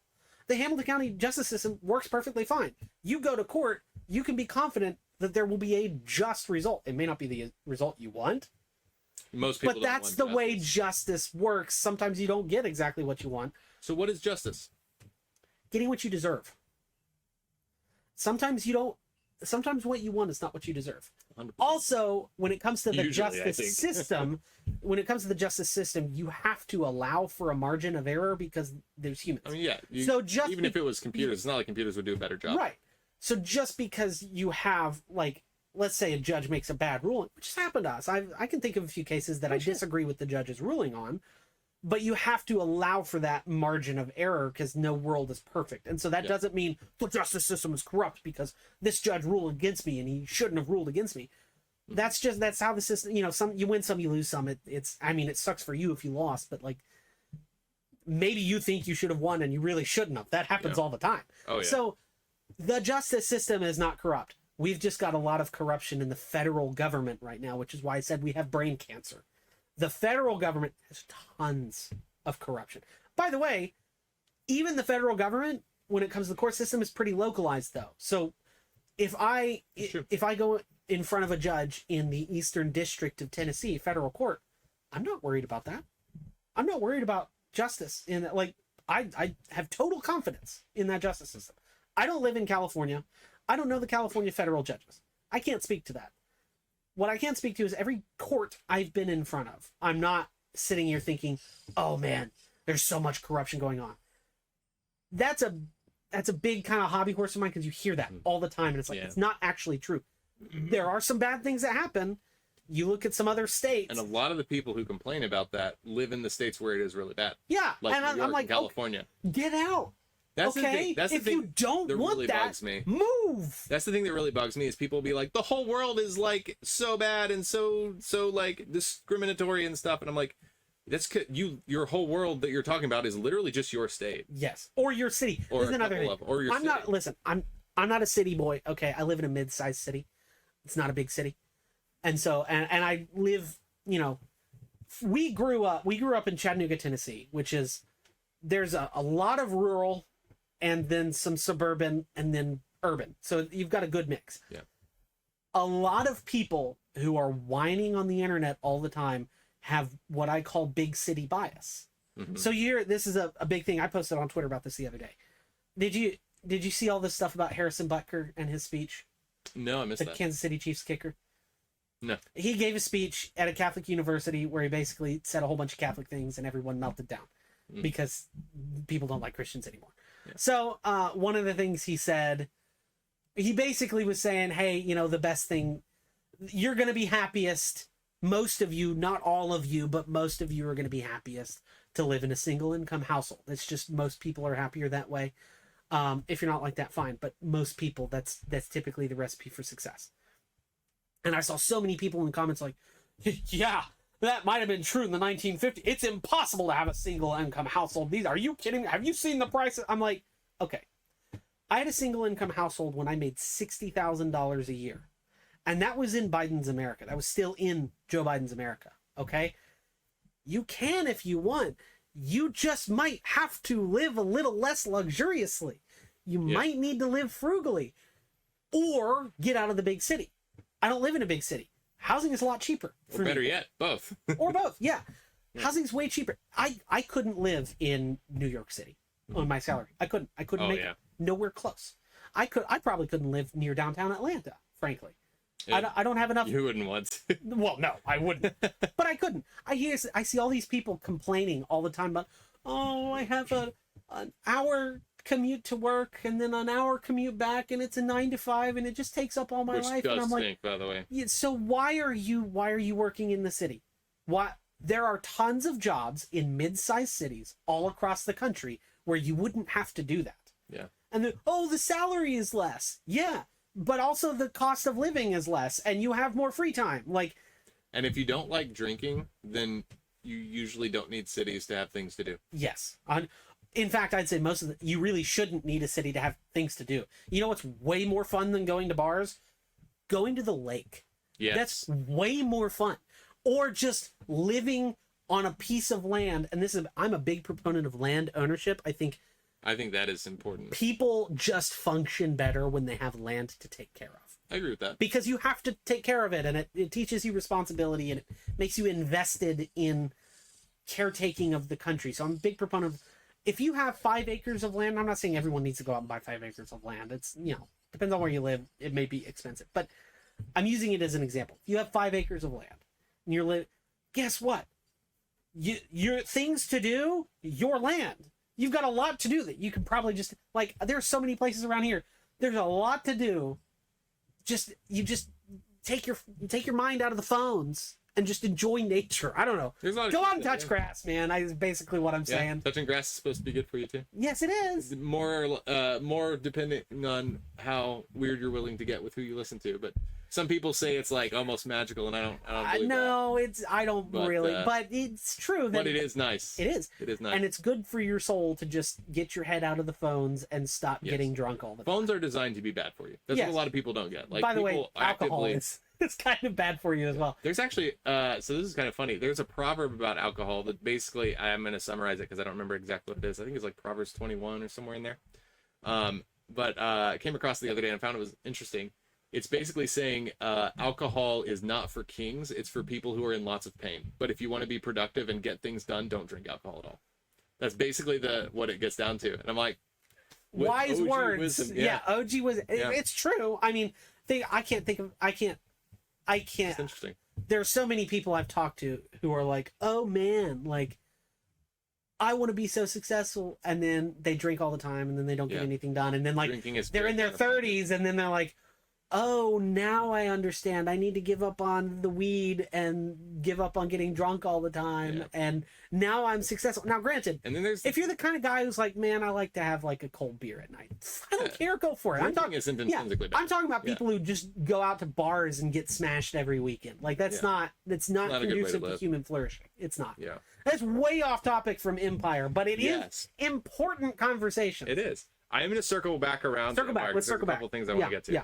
So far from this conversation, the part that was actually about Empire, we've basically decided that an empire is an organization that has a core territory that's theirs, which pretty much everyone kind of just agrees is theirs, because whether it's from the lines drawn on a map or from just the way the people there act. Territory could even be business territory. Yeah, I'm using territory as a metaphor kind of thing. Okay. And then it also sometimes makes colonies in other empires or kingdoms or whatever. But it seems like another big trait is that there is a centralized power that delegates to other, what would be considered individual centralized powers. Yeah, in which case America is intrinsically set up kind of as an empire, even if we don't have overseas holdings. I think every government is intrinsically an empire. If you think about it. Depends on how localized you get.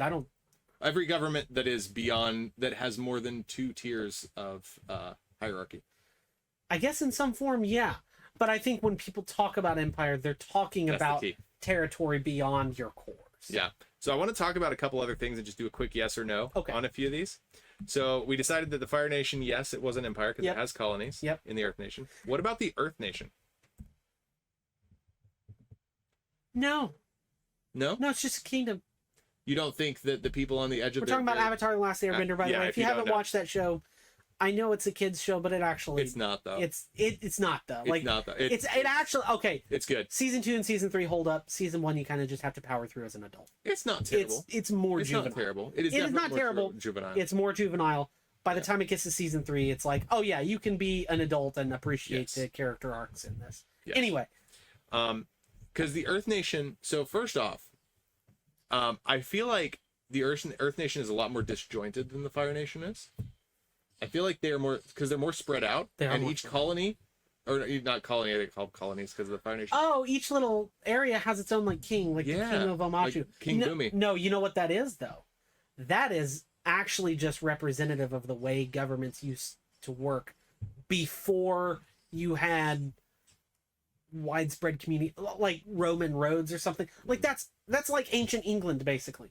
Ancient England, each territory was like controlled by a king, and then sometimes the kings would unite under one king, but they really didn't end up totally uniting under one king until William the Conqueror. So why is the Earth Kingdom not an empire? Maybe they are.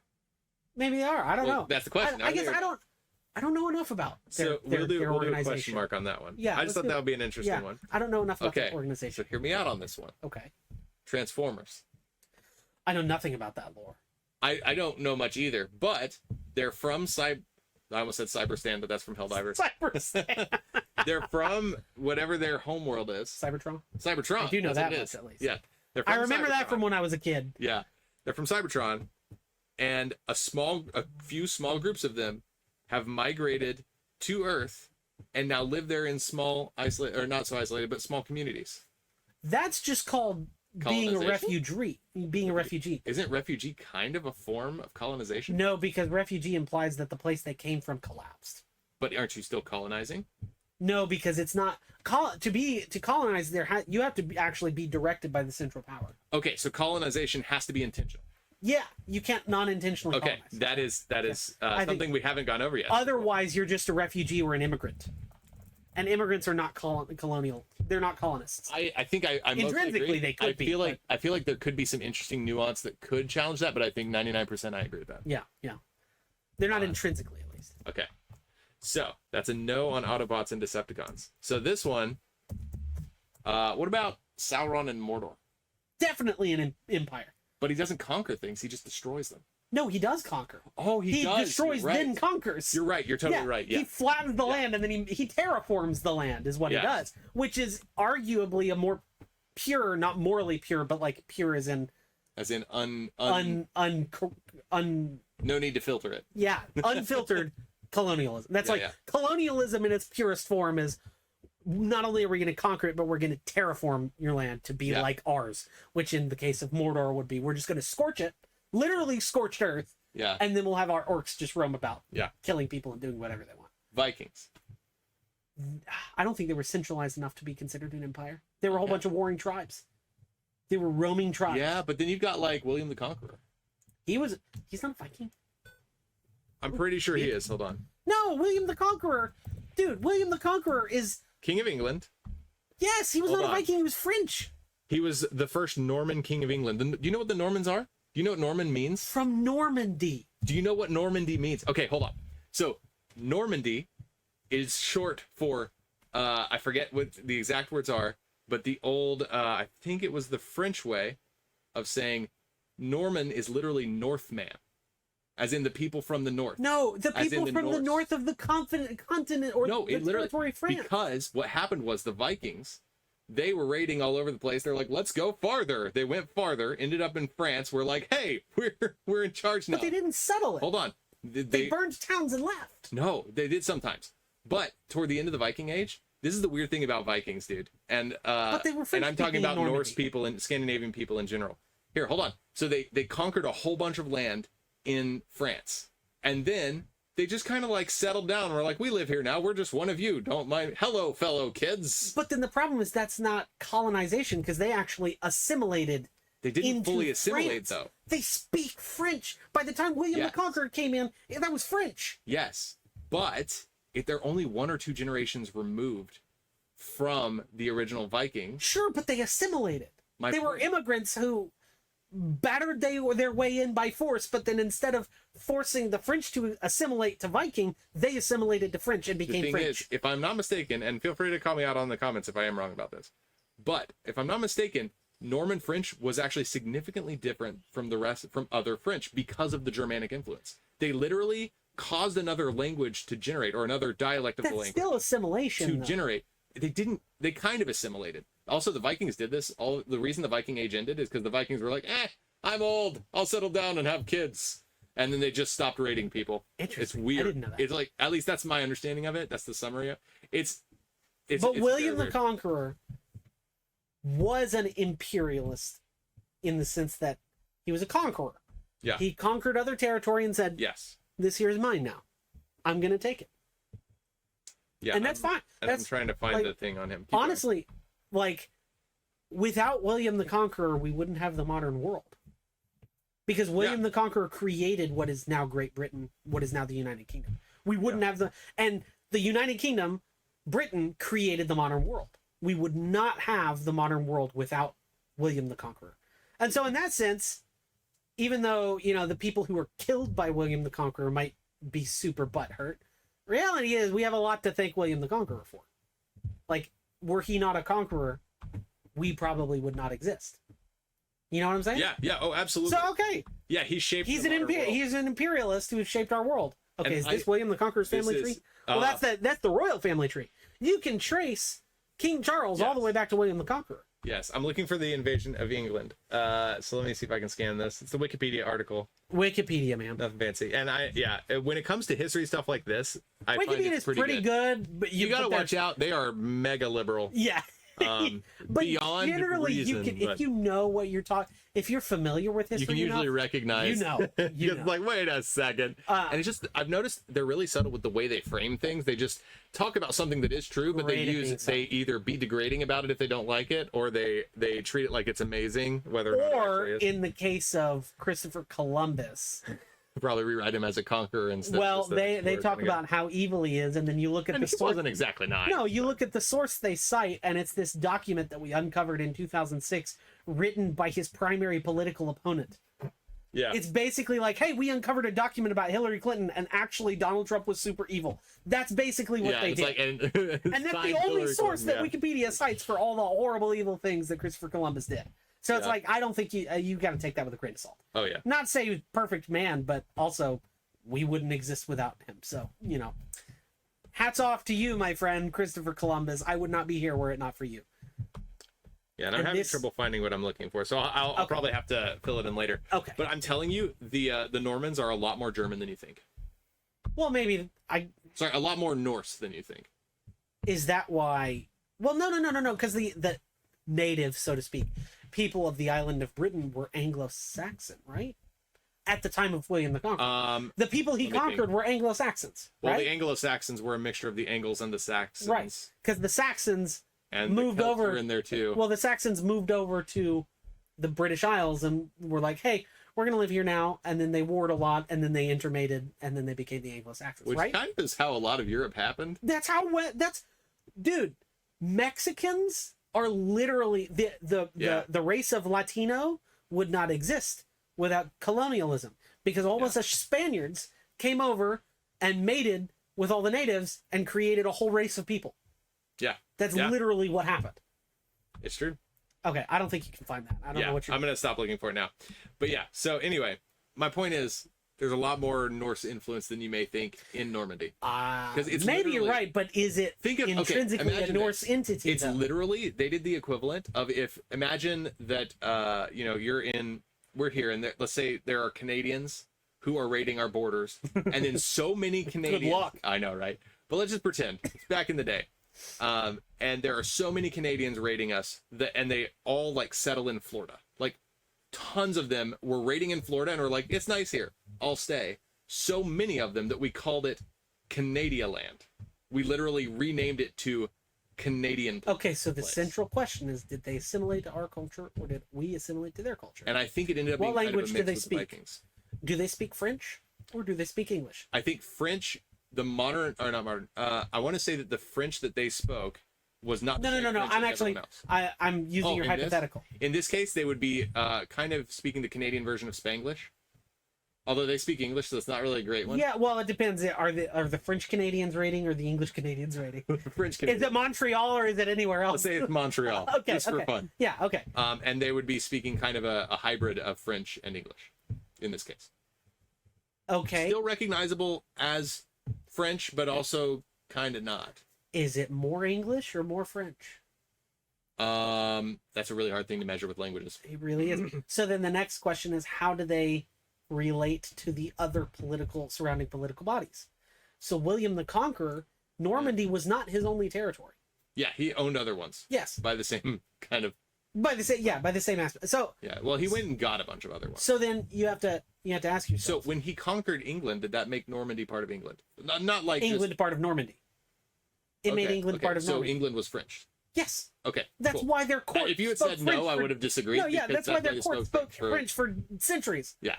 Cool. So in that case, you'd have to be like, okay, so what happens to Georgia and South Carolina in this situation? Yeah. Do they become more French as a result of the conquest, or does their American influence force concessions, so to speak, from the settlers? That would be the determining factor of whether they're immigrants who settled and assimilated, or whether they're colonists who took over. Yeah. I think that would be the key there. And that's fair. And I don't know enough about and that's the Normans the same with the sure. Norman. I guess I don't either, is the bottom line. So yeah. Neither of us are historians. We're just hobbyists who read a lot of history. And we both read a ton of history. Yeah. So, okay, what's your next one there? East India Trading Company. Definitely an imperialist. I would say they are an empire. They are an specific. Empire. Yeah. They're just like a sub-empire of Britain. Yeah. Well, they are. Although they you are could Britain. argue. They are an arm of the British imperialism. Well, I was trying to think whether they would qualify as literally just England, or whether they would be like England copied and pasted itself into a smaller file and then sent that over to India. I mean, that is kind of what. That's probably a more apt description. Yeah, because I think they were powerful enough that they could kind of say no to England. But sometimes. They were only powerful because they got everything from England. Yeah, so we'll just say yes. They're an extension. We'll just say they're an arm of the British government. Yes, they're an arm of the British I government. mean, they were a crown recognized monopoly. Okay, now we're getting to some interesting ones. That's my daughter. You can hear her. It's very cute. So some interesting ones. Viruses. Is a virus an empire? I want to hear your answer before I explain my reasoning. I think by this definition, I mean, I think really because we've established that imperialism is kind of an intentional act, I think you have to assume some kind of conscious agency. So then you have to ask the question, are viruses conscious? No, they're not. Oh, yeah, okay. They're not conscious. Conscious, no. They are living things that operate under an incentive structure, but they're not conscious. Okay. I think you probably have to rule them out on that. Yeah. So hear me out, though. I want you to hear the logic. I mean, well, I see the logic. I follow you. I see the logic. Because what they do, you've got a virus, and it invades somebody's cell, changes that cell so it's a factory for more of itself. Yeah. And then repeat. They terraform. Yeah, exactly. They literally do what they are literally Sauron. Yeah. Yeah. Sauron is a virus. Sauron is a virus. so, but they're not sentient. They're not sentient. And so they can't consciously imperialize. So but they are a kind empire. of cellular empire. We'll call them a pseudo empire. Yeah. Or a cellular empire. They're a cellular empire. That's basically what they are. Yeah. Okay. Cool. Next one, the music industry. Because it's like there are 3 companies or so. There may be more, but there's like a few music companies who pretty much, other than indie people, which are getting bigger now because internet. Look and at stuff. Tom McDonald. Exactly. Shout out, buddy. Yeah, that's it. His shorts, like he's great. He just says exactly what's on great. and it's so good. Anyway, music industry. Bars, as they say. Anyway, yeah, music industry.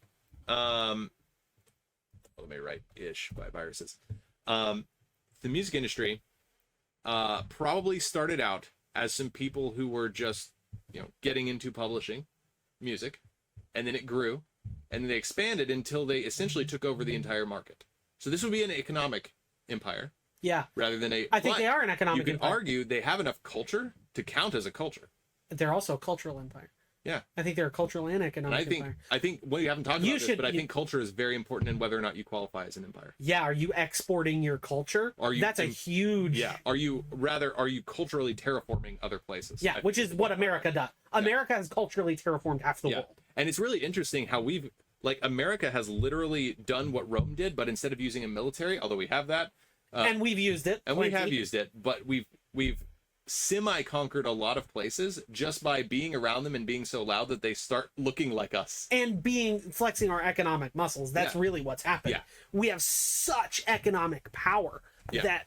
Because free markets... We economically colonize. There's a really good argument to make that Europe is an economic colony of the United States. Yeah. Oh, here's a really good argument. Look at all the money. Due to the existence of the UN and NATO, does that make Europe an empire? I just thought about this. I think the European Union is an empire. That one. Yeah. Yeah. Sorry. The European Union is an empire. The Europeans have tried so many ways to name them all getting together to try to be big. Yeah. And it's like the UN is not an empire because it's not effectual enough. It doesn't act. It's not. But the EU is definitely an empire. 100% an empire. Yeah, and it's a corrupt empire. It's a very corrupt empire. Yeah. But it is one. But it's still a vassal empire under the super empire of America. Here's how America imperialize. Here's how American colonialism works these days. We flex our economic muscles to make you super rich. Mm-hmm. But you're super rich because of us. Mm-hmm. We can turn the faucet off if we want to. We'll suffer for it too. Yeah. But we can do it. Yeah. And also, we have a giant nuclear umbrella. Yep. And we say, you can come under here, but there are requirements. Yep. Now, the problem is that we've created this system of imperialism post-World War II, but it's been managed so poorly that we're basically giving the nuclear umbrella away for free. Yeah. And that's bad for America. We're giving away the thing we sell for free. Yes. And that's bad for America. Yeah. And this is why my whole take on Ukraine is I'm like, I think there are rational interests that America has in Ukraine. It's not about, let's protect democracy. Ukraine is a democracy in the same way that Russia is a democracy. Yeah. They're both just horrible. They've already postponed the election. I know. It's like, I feel like Zelensky is basically Putin who doesn't execute his political opponents, and even then, I guess we don't know for sure. we don't. But I feel like step number one to not being a democracy anymore is postponing elections. Yes. And then you just keep postponing it until you die of old age. We'll get to it. Yeah. And then your son becomes in charge, and now you're not a democracy anymore. So I'm not one of these guys who, we need to protect democracy in Ukraine. Yeah. Like, I don't like, but there are, like, Ukraine produces, I think, 30% of the world's food. Yeah. And so it's crazy. From that perspective, yeah. So from that perspective, I'm like, okay, I can understand why we wouldn't want to allow Russia to have that leverage over the economy of the world. As a general rule, if Russia wants something, I'm totally fine with saying no. Yeah, to a degree. There's definitely to a degree. We just have to figure out the price we're willing to pay for that no. Exactly. And where no one, Republican or Democrat, is okay with paying that price with American blood. Yeah. That's the line we've drawn. Which is why we haven't seen Biden's writing blank checks, and I don't want to do that either. I don't think he's writing them to Ukraine. Just being honest. He's writing them to the oligarchs. Yeah, he's writing it to his friends who work in the oil industry. Yes. Who live in Ukraine by coincidence. Yes, that's exactly. Yeah. But when it comes to Ukraine, they really want to be like under American nuclear umbrella, right? And I'm like, why? Why should we? You're gonna have to present a case as to why we should let you under. Yeah, we're not just gonna let you under for free. Yeah, we're not just gonna let you under out of altruism. Like, yeah, like give us capitalists here. Yeah. Now, granted, if you say, okay, if you let us under the umbrella here, we're gonna make sure that your enemies aren't going to be able to manipulate the food market, and we're going to give you good food prices, and we're going to give you nice forward operating base against your enemies and blah. Okay, there are some rational arguments to be made, although none of that has happened. And so now you have Zelensky every 5 minutes. He's like, oh, please, I want to be involved in NATO. And it's like, that's a terrible idea, because the moment that Ukraine is involved in NATO, we all go to war with Russia, because it invokes... Yeah. It invokes the whatever, the section whatever clause of that. Yeah. Let's take a few minutes break. We've been talking for a while. Yeah. There's one more section I really want to go over with you that won't take long. Okay. All right. We're almost done. You're just gonna observe a cut. We're gonna take a little break, but it'll just be one of the few cuts. This is live to tape, which means we do this live, but I'm gonna do a little post production. I'm not gonna cut out any content. Just gonna clean it up a little bit. Break time.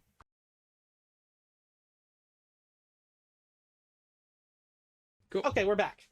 Yes. Okay, so we're going to jump to a new section. Yes, we're going to do one last section here and then call it a day, because we've been talking for a long time. Yes, we have. I hope you stuck with us, man. If this is look, this is long form content. Yeah. You don't like long form content, then I guess you're not our audience. Yeah, anyone who's still here is probably enjoying it. But I think there's a lot of people who like long form. We'll see. We'll find out. Anyway. So on this section is good, bad, and the ugly. Okay. And so basically, we're going to go through different empires, and we're going to rate them on whether they are a good empire, a bad empire, or an ugly empire. Ugly is like messy. It's a little bit complicated. But it works. But it kind of works. It's like okay, this works, but like I don't really like how it plays out. It's like it works, but I don't have to like it. Okay. Go for it. So I'm just gonna go through. Yeah. So first, Roman Empire. Ugly. Yeah, I'd agree with that. There's a lot of good. Yeah. Slavery all over the place. But also, the modern world would not exist without the Roman Empire. Yeah. So ugly. That's ugly. Star Wars Empire. Bad. Well, bad. It's bad or ugly, because it's pretty much the Roman Empire, if you really think about it. I'd say it's bad because it's run by a Sith Lord. That's a fair point. Yeah. Let's say bad. We'll say bad. Okay. Shan Chan. Ugly. Yeah, ugly. I agree. If you're familiar with the Shan Chan, throw it up in the comments. We'll give you some points. I don't know what the points will amount to. You get bonus points if you're a Wheel of Time fan. Yeah. Oh my goodness, it's amazing. Not a Wheel of Time show fan, a Wheel of Time book fan. The show is awful. Don't watch the show. Yeah. It's just abysmal. The book series, fantastic. They're ugly. Yeah, I agree. Because if you're not a caster, if you don't do magic, it's great. As long as you don't break the law. That's when it gets really not great. Which is kind of like just Japan, modern day Japan. As long as you don't break the law, your life is really as long as good. they don't think you break the law. Yeah. Because they can literally, if they think you break the law, you're already screwed. Literally, if they think you stole a candy bar, they can hold you in jail for 6 years. Yeah. Not even kidding. Yeah. Without a trial. That's waiting for the trial. It's crazy. Okay, Fire Nation. Ugly. Yeah.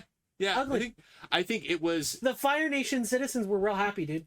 That's true. They were, and that's a subtle theme And of the show that not a lot of people point out. They thought they were just. But that is intentionally by the writers. Yeah. Yeah. So that's ugly too. Social media. Ugly.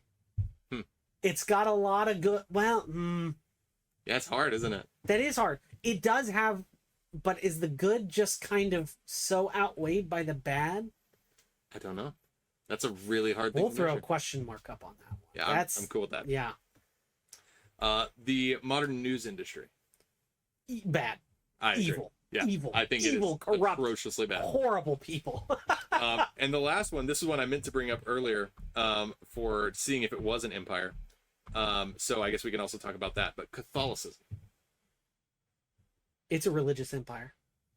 It is, especially Roman Catholicism. And it wasn't always even metaphorically an empire. Sometimes it was literally an empire. Yeah. As in, you paid taxes to the Catholic Church instead of the empire that you were part of. That happened a lot. I'd say good.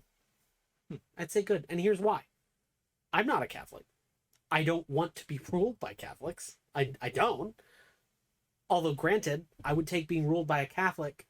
I would take being ruled by the Pope politically over being ruled by Joe Biden. Would you also make that same decision in the time of Joan of Arc? Yes. If you lived in France? 100%. Okay. I would take... If you were a Protestant? No, because you don't accept I don't think Protestants existed in the time of Joan of Arc. Wasn't that literally what that war was? I don't know when Joan of Arc I need to refresh. I don't remember when Joan of Arc fought, so I can't remember that. I don't know. She was burned at the stake for being a heretic. So it was during that time. Well, yeah, but France was Catholic. France has always been Catholic rather than Protestant. I thought Joan of Arc was Protestant. Shoot, I don't know. Okay. I don't know. I'm going to have to refresh on... Yeah, we're going to have to refresh that. I don't know. Someone in the comments will tell us. Yeah.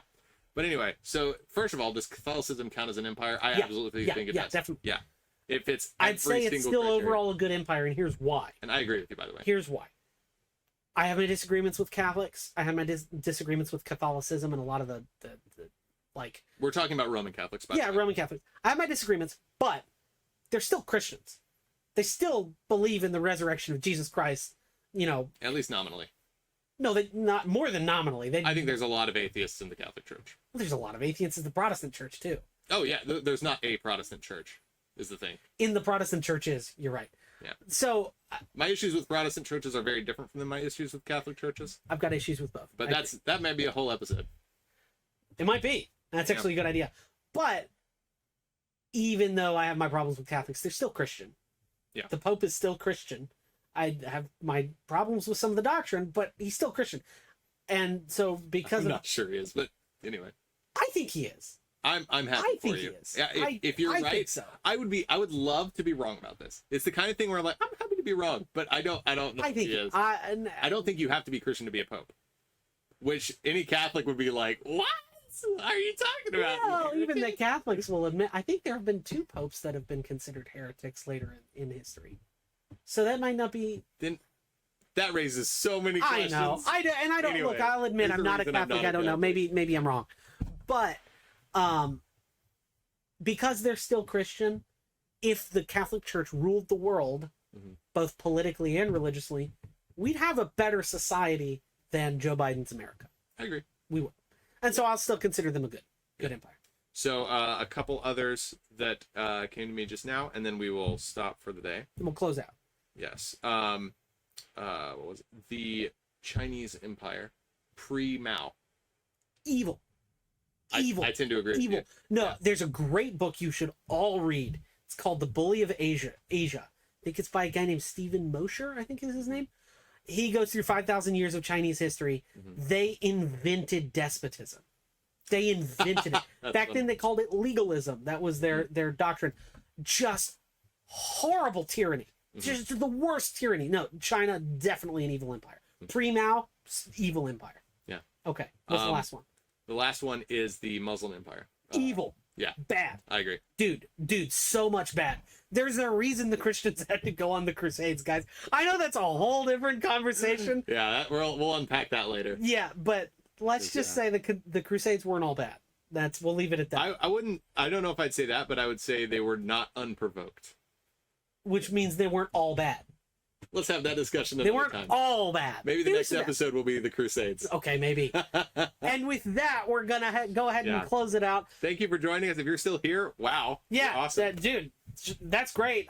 Comment, give us some feedback. Like, subscribe, all that stuff. Yeah, and join in the conversation. Our goal with this is to just like to talk about things. Yeah, to create a community of a whole bunch of people talking about really interesting topics. Yeah. That's really the goal. And willing to politely disagree with each other. Yeah, I mean, we're not going to sit here and yell at each other. I mean, Yeah. we'll yell just because our volume gets loud, but we're not like... It's not angry yelling. Yeah. We just get excited. Yeah, we do. So, comment some interesting stuff.